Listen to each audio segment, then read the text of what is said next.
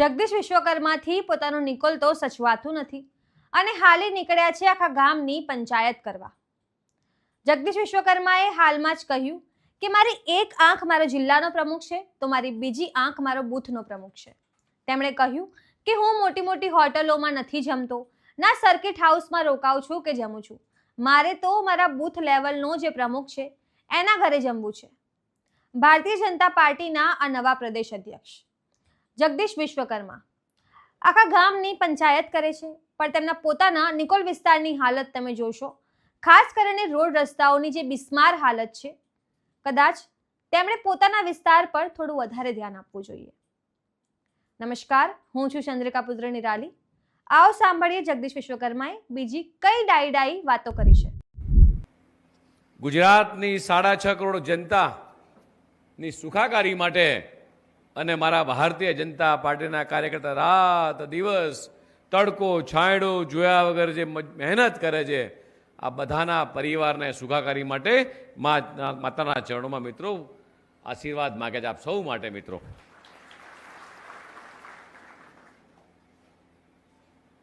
આ જગ્યા પણ કૃપાળુ સમાધિ મંદિર એ પણ ખૂબ પવિત્ર જગ્યા છે મિત્રો, અને આપણા સૌના માટે આસ્થાનું કેન્દ્ર છે. આ પટાગણમાં આવતાની સાથે જ કૃપાળુ સમાધિ મંદિરમાં દર્શન કર્યા અને આજે ફરીથી તમારા સૌ ભારતીય જનતા પાર્ટીના બૂથના કાર્યકર્તાના દર્શન કરવા માટે છેક ગાંધીનગરથી મિત્રો અહીંયા તમારી વચ્ચે આવ્યો છું.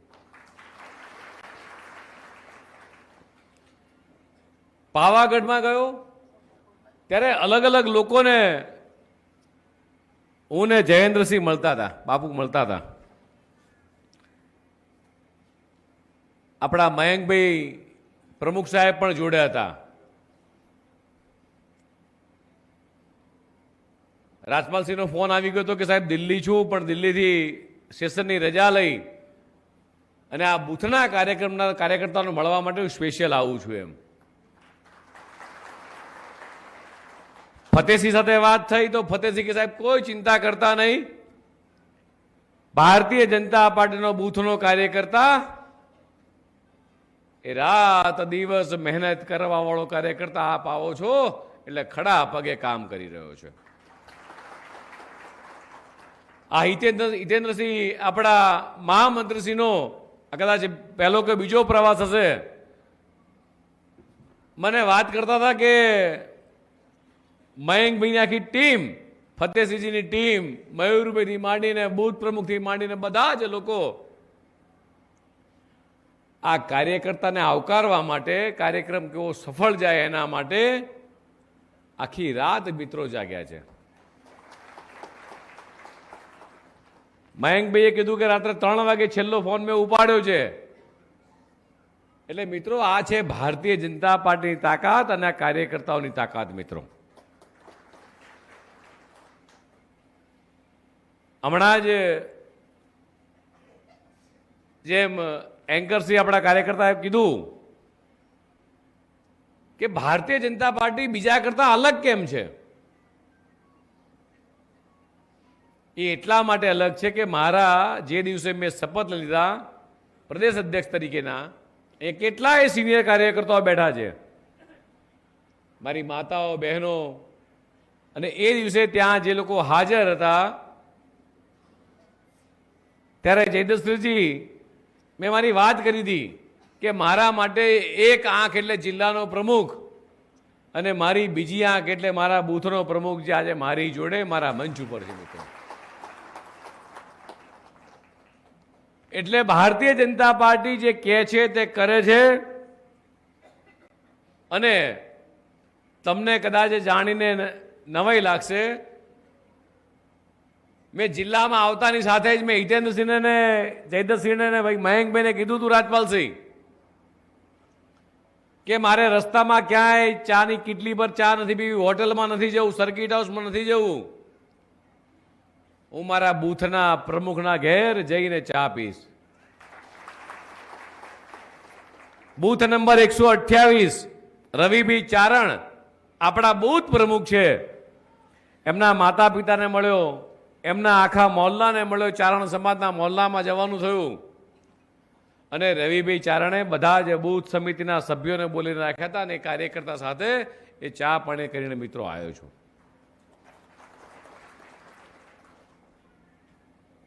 અહીંયા આવતો તો એટલે હિતેન્દ્રસિંહને જીગરભાઈએ કીધું કે સાહેબ મારા ઘરે જમશે, બૂથ પ્રમુખના ઘરે. તો બપોરનું ભોજન પણ એ બૂથ પ્રમુખના ઘેર છે મિત્રો. અને આ છે ભારતીય જનતા પાર્ટીની વિચારધારા. મહાકાળી માતાના દર્શન કરતી વખતે ઘણા બધા પ્રવાસી મિત્રોને મળવાનું થયું અને ત્યારે ઘણા બધા યાત્રાળુ આવ્યા. એમને મેં પૂછ્યું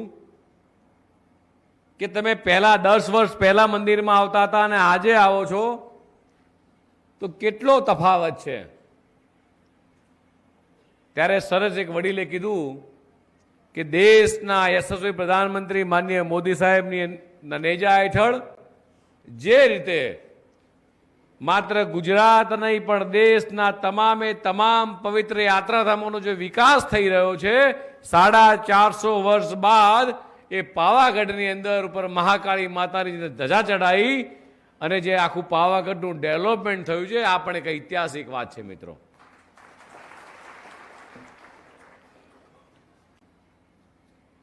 આપણે બધા અહીંયા જેવા અમે લોકો આવ્યા તરત જ એક પુષ્પાંજલિ કરી. ભારતીય જનતા પાર્ટી એક વિચારધારાવાળી પાર્ટી છે. કોઈ પૂછે કે ભારતીય જનતા પાર્ટીમાં કેમ આ ભગવો ખેસ શેના માટે, આ કમળ શેના માટે, ત્યારે મારો નાનામાં નાનો કાર્યકર્તા, બૂથનો સમિતિનો કાર્યકર્તા હોય કે પેજ સમિતિનો કાર્યકર્તા હોય, એ એકાત્મ માનવવાદની વાત કરતો હોય, એ અંત્યોદયના છેવાડાની માનવીની વાત કરતો હોય, એવા એકાત્મ માનવ દર્શનના વિચારના પ્રેરણા સ્ત્રોત અને કુશળ સંગઠન એવા જનસંઘના પૂર્વ અધ્યક્ષ પંડિત દીનદયાળજીની પુણ્યતિથિ મિત્રો આજે એમને નતમસ્તક કોટી કોટી વંદન કરીએ છીએ. આખા દેશભરમાં કાર્યક્રમ ઉજવાઈ રહ્યો છે અને પંડિતજી વિશે મિત્રો તમને કહું તો આખી જિંદગી એમણે રેલવેની અંદર મુસાફરી કરી છે. માતા પિતા નાના હતા ત્યારે જે માતા પિતા ગુજરી ગયા હતા, મામાના ઘરે રહી મોટા થયા. મામા ફાટક મેન હતા એટલે ફાટકના જે આપણી બત્તી આવે, બત્તીના આધારે એમણે અભ્યાસ કર્યો અને ફાટક પર જ પોતાનું જીવન ગુજાર્યું અને આખી જિંદગી આ અંત્યોદયની વિચારધારાને લઈ, રાષ્ટ્રની વિચારધારાને લઈ અને આખી જિંદગી ટ્રેનમાં પ્રવાસ કર્યો મિત્રો. અને પોતાની પાસે જે હોય તે જરૂરિયાતમંદ વ્યક્તિને આપી દેવાનું આ વિચાર એમના મનમાં મિત્રો એ વખતે પ્રગટ થયો હતો. આ નાની ઘટના નથી. અન્ય પક્ષો અને ભારતીય જનતા પાર્ટીના પક્ષમાં શું વિચાર બદલાવ છે, આ વિચાર એ વખતનો વિચાર છે. એકાત્મ માનવવાદ, અંત્યોદયની વિચારધારા એટલે છેવાડાના વ્યક્તિનું ભલું કરવું, છેવાડાના વ્યક્તિની ચિંતા કરવી અને જ્યારે આપણી સરકાર બને ત્યારે જન જન સુધી પહોંચવાનો વિચાર એ પંડિત દીનદયાળજીએ મિત્રો આપ્યો હતો. અને દુઃખ સાથે કહેવું પડે કે કાલિકટ અધિવેશન પછી 11 ફેબ્રુઆરી એટલે રાઈટ આજના દિવસે જ 1968ના રોજ લખનૌથી પટના જતા રેલવે માર્ગમાં મોગલસરાય સ્ટેશન પર યાર્ડમાંથી પંડિતજીનો મૃતદેહ એ મળી આવ્યો. આખી ટ્રેન ખાલી થઈ ગઈ. કાર્યકર્તા લેવા ગયા હતા, કાર્યકર્તા ઊભા હતા. કાર્યકર્તાને એમ કે પંડિતજી હમણાં ઉતરશે, હમણાં ઉતરશે, પણ પંડિતજી ઉતર્યા નહીં. આખી ટ્રેન ખલાસ થયા પછી કાર્યકર્તા જ્યારે ડબ્બામાં જઈને જોવે છે ત્યારે પોલીસ જેવી જાય છે ત્યારે એક અજાણી વ્યક્તિનો જે મૃતદેહ મળ્યો આજે મિત્રો આ શંકાસ્પદ મૃત્યુ હજી એક રહસ્યમય છે કે એમનું મૃત્યુ કેવી રીતે થયું, જેણે આખી જિંદગી ભારતીય જનતા પાર્ટી માટે ખપાઈ નાખી મિત્રો, અને એકાત્મ માનવવાદના આધારે ભારતીય જનતા પાર્ટીની વિચારધારા અને એવું થાય કે તેમની રાજકીય, આર્થિક અને સામાજિક રૂપરેખાને આ રાષ્ટ્ર માટે એક અનમોલ ભેટ છે. અને ત્યારે આજના દેશના યશસ્વી પ્રધાનમંત્રી માનનીય મોદી સાહેબ એમની આ વિચારધારાને એ 140 કરોડ ભારતીયોની એ જનતા માટે એ સતત રાત દિવસ 365 દિવસ, જેમ અહીંયા મને હિતેન્દ્રસિંહે કીધું એમ કે રાત દિવસ કાર્યકર્તા જાગે છે, એવી જ રીતે દેશના યશસ્વી પ્રધાનમંત્રી માનનીય મોદી સાહેબ એ 24 કલાક 365 દિવસ એ 140 કરોડ જનતાની સુખાકારી હોય કે 140 કરોડ જનતાની સુરક્ષાની વાત હોય, તો મિત્રો એ આપણા નરેન્દ્રભાઈ એ રાત દિવસ મિત્રો મહેનત કરતા હોય છે. આ નાની ઘટના નથી મિત્રો. આજે ચાંપાનેરમાં આવ્યો ત્યારે મને એક ઘટના યાદ આવી કે 2006 ની અંદર જ્યારે ગુજરાતનું ગૌરવ વધારે તેવી આખા દેશમાં એક પહેલી, જયદસને કદાચ આ વાત ખ્યાલ હશે કે જ્યોતિગ્રામ નામની યોજના શરૂ થઈ. આ તમે ને હું આટલા દૂર કાલોલમાં લાઈટ પંખા નીચે બેસીએ છીએ, આ દેન કોઈની હોય તો દેશના યશસ્વી પ્રધાનમંત્રી માનનીય મોદી સાહેબની દેન છે કે 2006માં એમણે આ યોજના મિત્રો ચાલુ કરી હતી. અને એ વખતે આપણા એ વખતના રાષ્ટ્રપતિ પીજે કલામ સાહેબ, અબ્દુલ કલામ સાહેબ આ યોજના ને એમના કર કમળોથી મિત્રો શરૂ કરવામાં આવી હતી.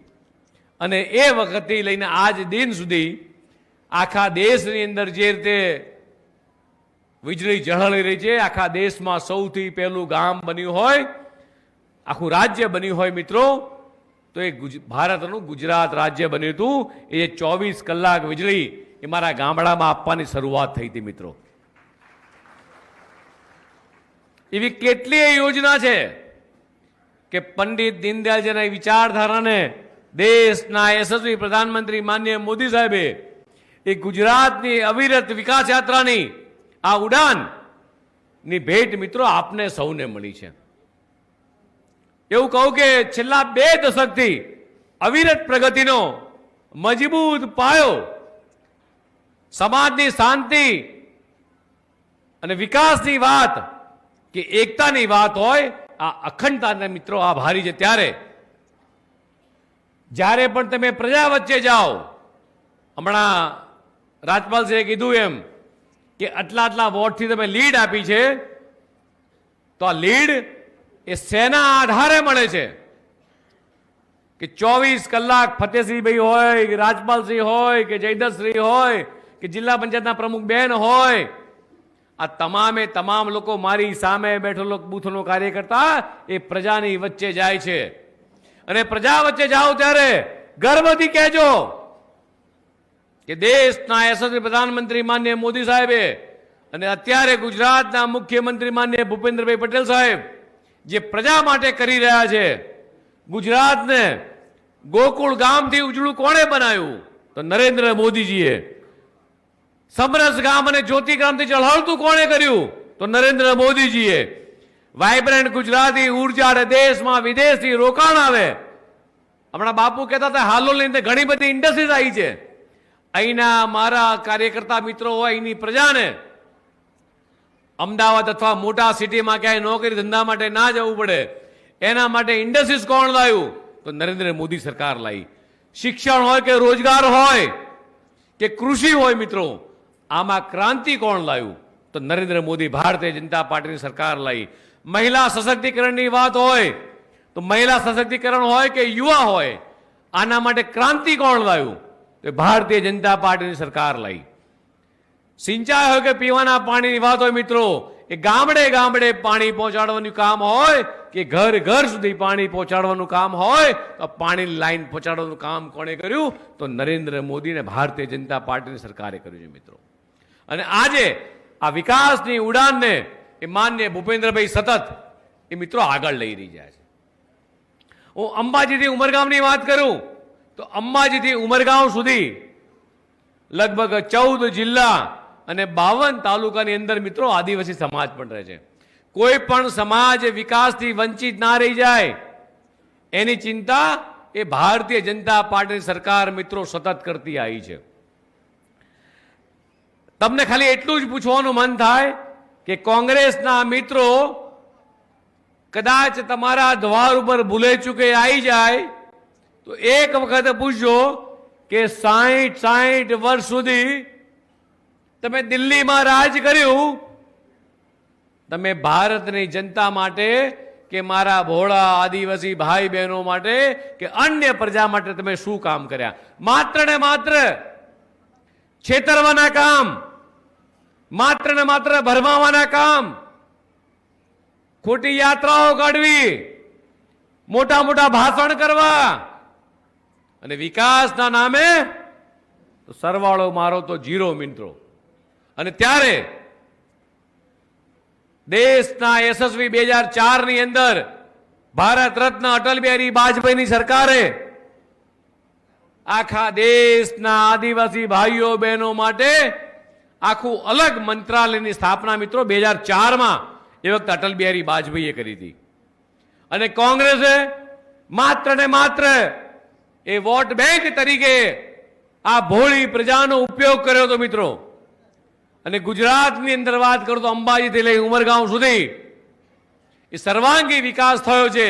પછી આપણી દરિયાઈ પટ્ટી હોય કે ટ્રાઇબલ બેલ્ટ હોય મિત્રો, ભગવાન બિરસા મુંડાએ જે બલિદાન આપ્યા હતા અને એમને સાચા અર્થમાં સન્માન આપવાનું કામ કર્યું હોય તો દેશના યશસ્વી પ્રધાનમંત્રી માનનીય મિત્રો મોદી સાહેબે કર્યું છે. અત્યારે હમણાં ઘણા બધા મિત્રો, આપણે બધા અહીંયા બધા જ સિનિયર કાર્યકર્તા બહેનો ભાઈઓ બહેનો બેઠા છે, ટીવી ને સોશિયલ મીડિયામાં જોતા આવીશું આપણે. જયદશ્રીજી, અલગ અલગ પક્ષના લોકો રેલીઓ કાઢે છે. કોંગ્રેસના ગુજરાતના પ્રમુખે રેલી કાઢે છે. આ ખાલી એક વિધાનસભાની કાર્યકર્તાનું સંમેલન છે અને છેક આખો બગીચો ભરાઈ જાય પાછળ ઉભા રહે ત્યાં સુધી એટલી સંખ્યા છે. આખો જિલ્લોની સંખ્યા હોય. કોંગ્રેસ જ્યારે સંમેલન કરે છે, મને હમણાં હિતેન્દ્રસિંહ ફોટા મોકલતા હતા કે ભરૂચની અંદર સંમેલન થયું, 500 ખુરશીઓ પાથરી હતી બાપુ. 500 ખુરશીઓમાં 300 ખુરશીઓ ખાલી હતી. તો ભાઈ સંમેલન તમે શાના માટે કરો છો? ગુજરાતની પ્રજા હોય કે ભારતની પ્રજા હોય એ તમને સારામાં સારી રીતે ઓળખી ગઈ છે કે આ બહુ રૂપિયાઓનું એ ગુજરાતમાં ક્યાંય સ્થાન નથી મિત્રો. તમે દિલ્હીથી આવો કે ગમે ત્યાંથી આવો પણ ગુજરાતની પ્રજાને એ દેશના યશસ્વી પ્રધાનમંત્રી માનનીય મોદી સાહેબ પર, આ ભારતીય જનતા પાર્ટી પર એ પૂરેપૂરો ભરોસો છે કે એમણે જે વિકાસની રાજનીતિની જે ભેટ એ દેશની 140 કરોડ જનતાને આપી છે, ગુજરાતની 6.5 કરોડ જનતાને જે ભેટ આપી છે. જ્યારે વડાપ્રધાન શ્રી ગુજરાતના મુખ્યમંત્રી હતા ત્યારે એમણે આ વિકાસની રાજનીતિ શરૂ કરી. ન જાતવાદ, ન પ્રાંતવાદ, ન જ્ઞાતિવાદ. અને એના કારણે આખા દેશના લોકોએ 3 વખત એમને એ વડાપ્રધાન તરીકે એ સ્પષ્ટ બહુમતીથી મિત્રો એ જીતાડીને આગળ મોકલ્યા. એમાં મારી સામે બેઠેલા કાર્યકર્તાઓનું પણ ખૂબ મોટું મિત્રો યોગદાન છે.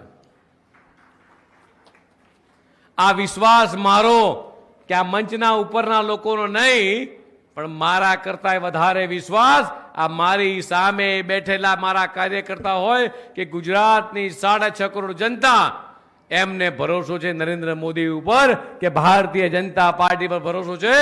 કે દેશના યશસ્વી પ્રધાનમંત્રી માનનીય મોદી સાહેબ એ છેવાડાના વ્યક્તિની ચિંતા કઈ રીતે કરવી એની રાત દિવસ મિત્રો એ ચિંતા કરી રહ્યા છે.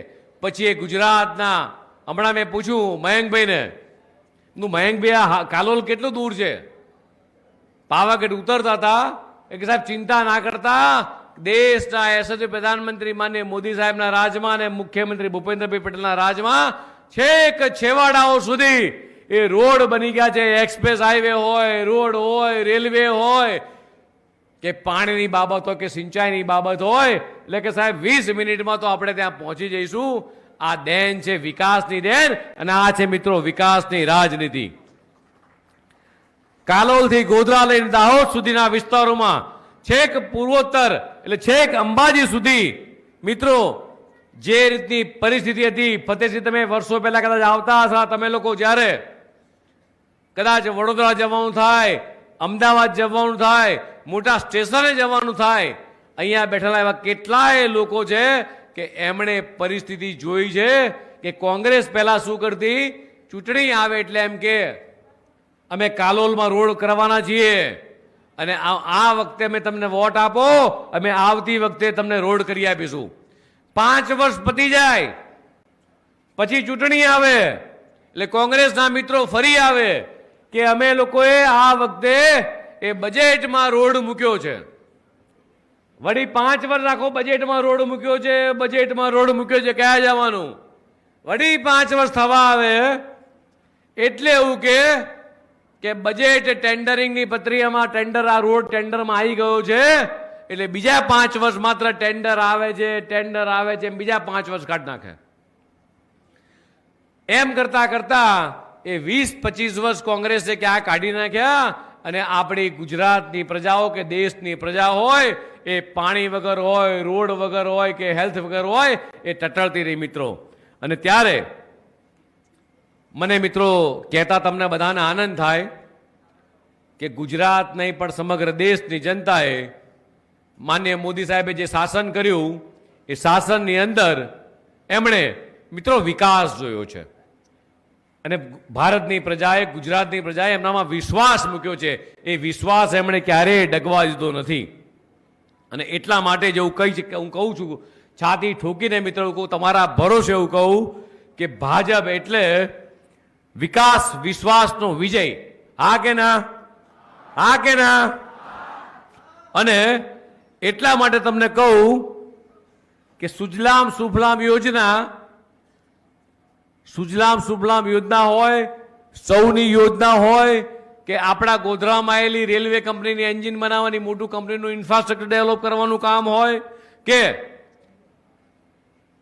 ડ્રોપ ઇરિગેશન હોય કે ઝીરો ડ્રોપ જે દીકરીને પોતાની દીકરી માનીને સ્કૂલે લઈ જવાનું કામ હોય, આ બધા જ કામો મિત્રો સર્વાંગી વિકાસ, મેં મારી વાત કરી એમ કે સર્વાંગી વિકાસની વાત કદાચ કોઈએ કરી હોય તો દેશના યશસ્વી પ્રધાનમંત્રી માનનીય મોદી સાહેબે કરી છે.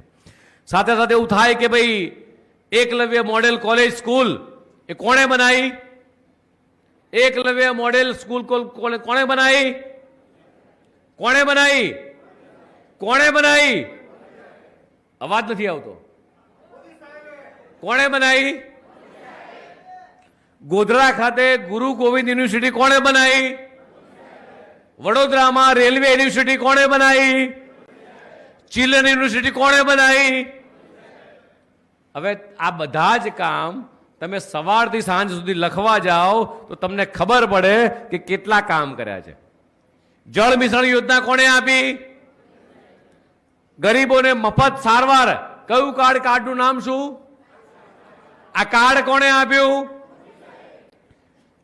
દરેક ઘરને, ગરીબ ઘરને પ્રધાનમંત્રી આવાસ યોજના કેટલા ઘર આપ્યા? 4 કરોડ કરતા વધારે ઘર કોણે આપ્યા? મોદી સાહેબે. મફત અનાજ આપી 25 કરોડ કરતા વધારે લોકોને એ ગરીબી રેખાથી ઉપર કોણ લાવ્યું? આદિવાસી વિદ્યાર્થી ભાઈ બહેન હોય, કોઈ પણ સમાજનો દીકરો કે દીકરી હોય, એને ઉચ્ચ શિક્ષણ મળવું જોઈએ મિત્રો. આ નેમ એ દેશના યશસ્વી પ્રધાનમંત્રી માનનીય મોદી સાહેબે એ જ્યારે આ વિકાસનો પાયો નાખ્યો અને ત્યારથી લઈ આ દિન સુધી સતત આ વિકાસ કરતા રહ્યા છે. આજે જ્યારે આ કાર્યકર્તાઓને મળવા માટે આવ્યો છું ત્યારે મારે તમારા બધા પાસેથી એક અપેક્ષા છે મિત્રો. અપેક્ષા પૂરી થશે? હા કે ના બહેનો? વચન આપો મને કે હા સાહેબ અપેક્ષા પૂરી કરીશું. કેટલા લોકો સહમત છે મારી અપેક્ષાઓ સાથે? વચન આપવામાં તૈયાર? ખૂબ સરસ. જો ગુજરાતના પ્રદેશ અધ્યક્ષ કોઈ બૂથ પ્રમુખના ઘરે જઈ શકતા હોય તો આપણે જઈ શકીએ? હા કે ના? જિલ્લાના પ્રમુખે નિર્ધાર કર્યો છે, સંસદ સભ્યશ્રી નિર્ધાર કર્યો છે, ધારાસભ્યશ્રી નિર્ધાર કર્યો છે, નવી ટીમ જે બની છે એ ટીમે પણ નિર્ધાર કર્યો છે. મયંકભાઈએ મને કીધું કે પ્રદેશ અધ્યક્ષ પોતે મંડળ પ્રમુખના ઘેર જતા હોય તો અમે અમારી આખી ટીમ બનાવી અને ટીમ પ્લાનિંગ કરી, શક્તિ કેન્દ્રનો ઇન્ચાર્જ હોય, ચૂંટાયેલા લોકો હોય, એ દરેક લોકો એ બૂથ પ્રમુખના ઘરે જાય. બૂથ પ્રમુખના ઘરે ગયા પછી આજે જ્યારે હું ભાઈ ચારણભાઈના ઘરે ગયો ત્યારે એમણે બધા જ બૂથ સમિતિના સભ્યોને હાજર રાખ્યા હતા. તો શું આપણે એ બૂથ સમિતિના સભ્યોનો સંપર્ક થઈ શકે? હા કે ના થઈ શકે? આમાંથી બૂથ પ્રમુખ કેટલા લોકો છે? બૂથ પ્રમુખ કેટલા લોકો છે? ઓહો, બહુ બધા આવ્યા છે. શક્તિ કેન્દ્રના ઇન્ચાર્જ, શક્તિ કેન્દ્રના ઇન્ચાર્જ, કોઈને કોઈ નાનામાં નાનો હોદ્દો એવા કેટલા લોકો છે? કોઈને કોઈ હોદ્દો હોય એવા કેટલા લોકો છે? પેજ સમિતિના સભ્ય હોય એવા કેટલા લોકો છે? પેજ સમિતિના સભ્ય હોય, ચૂંટાયેલી પાંખ હોય. હવે આપણે બધા કેટલા બૂથ છે ભાઈ આપણે વિધાનસભામાં? ફતેહસિંહજી, આ વિધાનસભામાં બૂથ કેટલા? 318 બૂથ છે. 318 ગુણ્યા 1 બૂથ સમિતિમાં કેટલા સભ્યો આવે? 14. 300 ગુણ્યા 14 કેટલા થાય?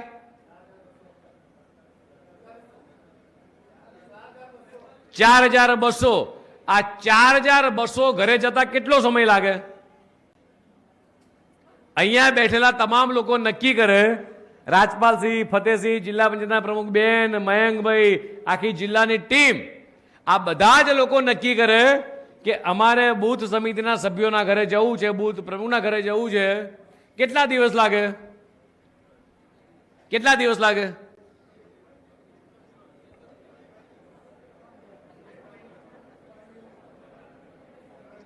એક અઠવાડિયું? અઠવાડિયામાં પતી જાય? એક અઠવાડિયામાં પતી જાય ભાઈ? હા કે ના? હા. કેટલા દિવસ લાગે? એમ નહીં, આપણે 300 બૂથના પ્રમુખ છીએ, જિલ્લાની આખી ટીમ. મયંકભાઈ સવારથી નીકળે, રાજપાલસિંહ નીકળે, ફતેહસિંહજી નીકળે, જિલ્લા પંચાયતના બેન નીકળે, મારી આખી ટીમ નીકળે આપણી જિલ્લાની. તો મિત્રો, એક વ્યક્તિ મિનિમમ રોજના 5 કે 10 ઘર જાય અને આપણે આખી આ વિધાનસભાની ટીમ બનાવી, જિલ્લાની ટીમ બનાવીએ. આપણે આખા જિલ્લામાં 1400 બૂથ છે ને? આખા જિલ્લામાં 1400 બૂથ છે. જવાબદાર કાર્યકર્તા નક્કી કરે મારે બૂથના પ્રમુખના ઘેર જવું છે. મિત્રો, 7 દિવસથી વધારે ના થાય. 7 દિવસ સુધી સતત જો પ્લાનિંગ કરીએ આપણે તો 7 દિવસમાં દરેકે દરેક કાર્યકર્તાના ઘરે, શક્તિ કેન્દ્રના ઇન્ચાર્જના ઘરે, સંયોજકના ઘરે, નાનામાં નાનો કાર્યકર્તા છે, બૂથનો પ્રમુખ છે, અને ત્યાંથી લઈને આખી બૂથ સમિતિના ઘરે મિત્રો જો પ્રવાસ થઈ જાય તો પરિકલ્પના કરો કે તમારે આવનારા દિવસોમાં ચૂંટણી વખતે ક્યાંય વોટ માંગવા જવું પડે? હા કે નાખો? ત્યાં જાઓ એટલે શું કરો? ત્યાં સોસાયટીના, મોહલ્લાના, વાસના લોકો જેટલા પણ જે ગામમાં ગયા એ મોહલ્લાના લોકોને મળીને આવો. અને જેટલી વિકાસની વાતો મેં કરી, ખાલી એટલું જ પૂછો કે તમારા ઘેર PMJY કાર્ડ છે ખરું? તમને સરકારી કેટલી યોજના લાભ મળ્યા છે? 1, 2, 3 લાભ કયા કયા હોઈ શકે છે? દરેક ગામમાં મળ્યા છે એવા કોણ મને કહેશે? કોઈ પણ 3 લાભ કે દરેક ઘરે મળ્યા જ હોય એવા કેટલા લાભ હશે? બોલો બેન.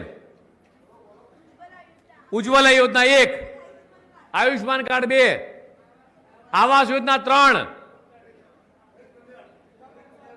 ગરીબ કલ્યાણ યોજના 4, પછી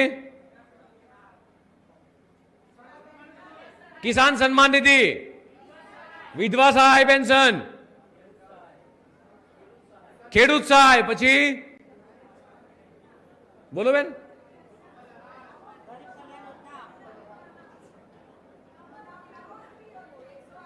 108, 112, પછી મફત અનાજ, પછી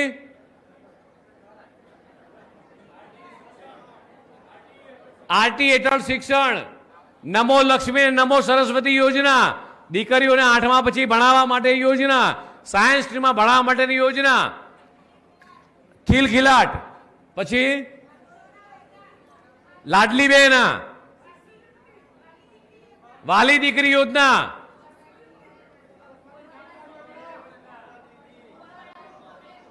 કુંવરબાઈનું મામેરું,